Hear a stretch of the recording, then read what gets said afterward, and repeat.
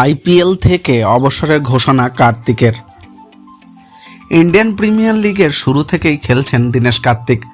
লম্বা কেরিয়ারে খেলেছেন একাধিক ফ্র্যাঞ্চাইজির হয়ে। এবারের আসরে খেলবেন রয়্যাল চ্যালেঞ্জার্স ব্যাঙ্গালোরের হয়ে।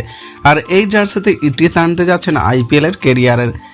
এবারের আসর শেষে আইপিএলের বিদায়ী বলবেন কার্তিক, এমনটাই জানিয়েছেন ইএসপি এন্টারটেনমেন্ট। শুধু আইপিএল নয়, আন্তর্জাতিক কেরিয়ার নিয়েও দ্রুত চূড়ান্ত সিদ্ধান্ত নেবেন কার্তিক। লম্বা সময় ধরে জাতীয় দলের বাইরে থাকা উইকেট কিপার ব্যাটারের আন্তর্জাতিক কেরিয়ার ও শেষের অপেক্ষা। ফোন বলছেন যে আইপিএল শেষে আন্তর্জাতিক ক্রিকেট ছাড়ার ঘোষণা দিতে পারেন কার্তিক। আইপিএলের ইতিহাস মাত্র 7 জন ক্রিকেটারের সবগুলো আসরে খেলেছেন কার্তিক। এই তালিকায় বাকি 6 জন হলেন মহেন্দ্র সিং ধোনি, বিরাট কোহলি, রোহিত শর্মা, শিখর ধাওয়ান, ঋদ্ধিমান শাহ এবং মনীষ পান্ডে।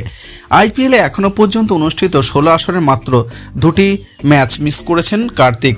একটিও ম্যাচে খেলেননি। গত মরশুমে খেলেনি সানরাইজার্স হায়দ্রাবাদের বিপক্ষে। আইপিএলে এ পর্যন্ত 6টি ফ্র্যাঞ্চাইজির হয়ে খেলেছেন কার্তিক। দলগুলো হলো দিল্লি ডেয়ারডেভিলস, বর্তমান দিল্লি ক্যাপিটালস, কিংস 11 পাঞ্জাব, বর্তমানে পাঞ্জাব কিংস, এবং মুম্বাই ইন্ডিয়ান্স, গুজরাট টাইটান্স এবং কলকাতা নাইট রাইডার্স এবং রয়্যাল চ্যালেঞ্জার্স ব্যাঙ্গালোরের হয়ে।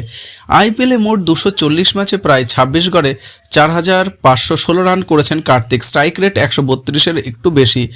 আছে 20টি 50 উইকেট কিপার মিলিয়ে মহেন্দ্র সিং ধোনির পরে রয়েছেন কার্তিক 133। স্ট্যাম্পিংয়ে ধোনির পরেই অবস্থান তার 36। অধিনায়কত্ব করেছেন আইপিএলের। এই দায়িত্ব নিয়েছেন 11 ম্যাচ, হেরেছেন 21টি ম্যাচ, টাই হয়েছে 1টি ম্যাচ।